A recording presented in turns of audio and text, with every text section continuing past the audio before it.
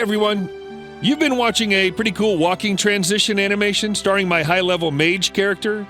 I've done something similar for our previous Eudemons video, and I like the effects so much that I decided to take the same approach.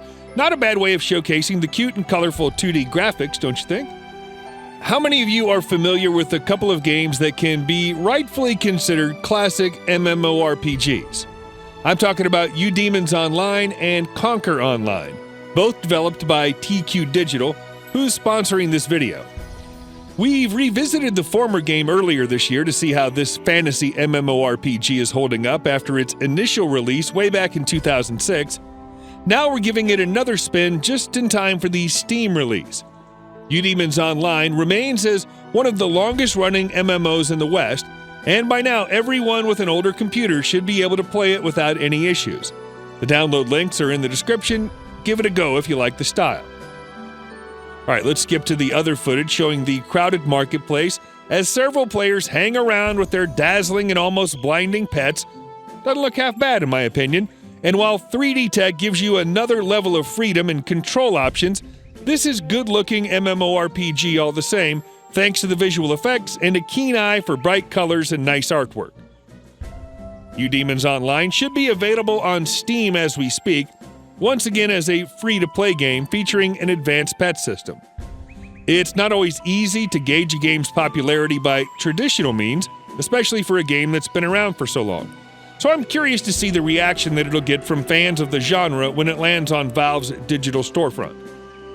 I know for a fact that many players are more inclined toward playing a certain game if it's released on Steam, and I'm confident that this could be a nice boost for a game that, all things considered, can be deemed a classic of the genre.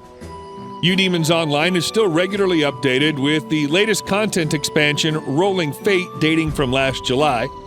Among other things, it adds the new Dragon Continent, new Zone Space of Doom, and the new challenge Eternal Hell, where it is advised to go in a party of 5 members. Go in alone and die, just like I did. A Halloween event is planned as well, running for a couple weeks, and surely will feature a healthy dose of scary pumpkins, bats, and candy, or at least I think it will. Don't quote me there.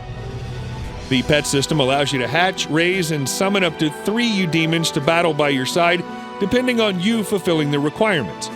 They grow and level up alongside you, bring their own skills and buffs into the battle, thus requiring a sensible choice of Eudemons to form a balanced team. Experiment and decide which ones you should level up and use them in the most effective way, instead of wasting your time and resources on units that won't be beneficial in the long run. These creatures are a varied bunch, one of the coolest being the panda, personally speaking, which I believe is one of the latest releases, and apparently one of the most popular as well.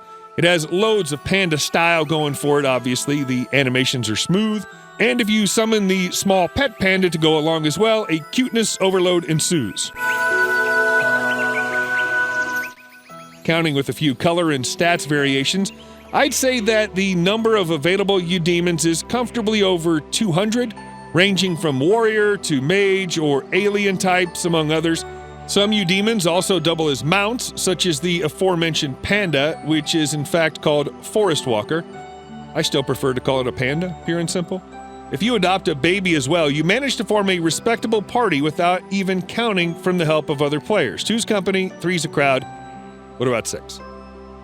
Since I was given a high-level account to easily explore the world of Eudemons Online, you won't be seeing any straightforward early gameplay here. You may recognize some areas such as Cronus, but the truth is that my mage is overpowered for most of the locations, and that's why you see him unleashing devastating one-hit attacks on reckless foes. There are 2 skills in particular that I really like to use. The Thunder Ray, where you cast a powerful ray that you can freely aim, and the Thunder Blast, which continuously rains down thunder in areas that you pick. There's no denying that there's an old-school flavor to combat, but it remains enjoyable due to its sense of urgency and range of skills at your disposal.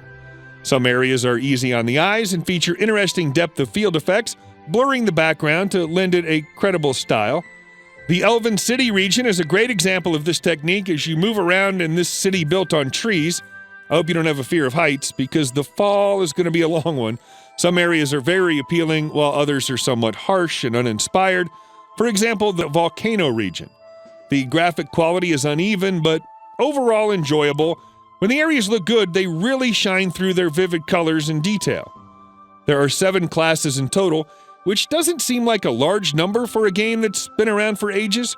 Perhaps this area wasn't the focus of the creators, and instead they decided to release additional story quests and challenges to improve the level cap and in-game content. But who knows if there isn't a new class in the making as we speak. For now, you can choose between mage, warrior, necromancer, vampire, paladin, shadow knight, and ranger. You can only unlock this last one by completing Chapter 10. The vampire easily takes the trophy as the most original of the bunch, with a focus on physical attacks and single target damage.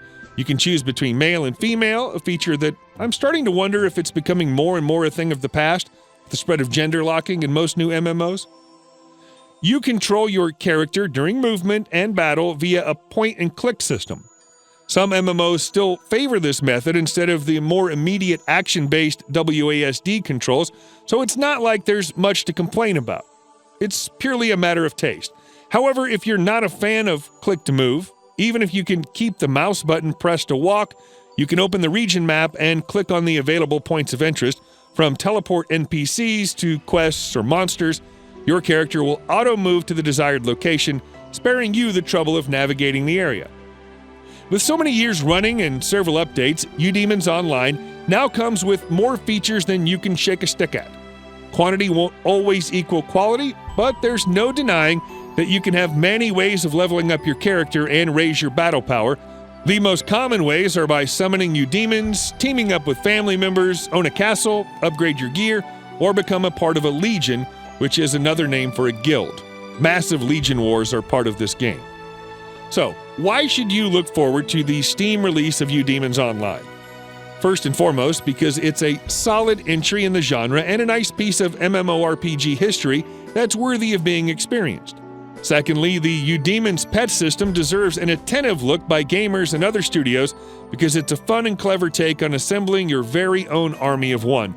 Finally, despite the aging game engine, combat and visuals still stand up today when compared to many other MMOs. In the specific case of players looking for a game with low system requirements, this would be a good choice. There's more than enough depth in Eudemons Online to satisfy fans of theme park MMORPGs, and the Steam release is surely going to seal the deal for them. Give it a shot by downloading the game using the link in the video description, and may the best Eudemons come your way. Until next time.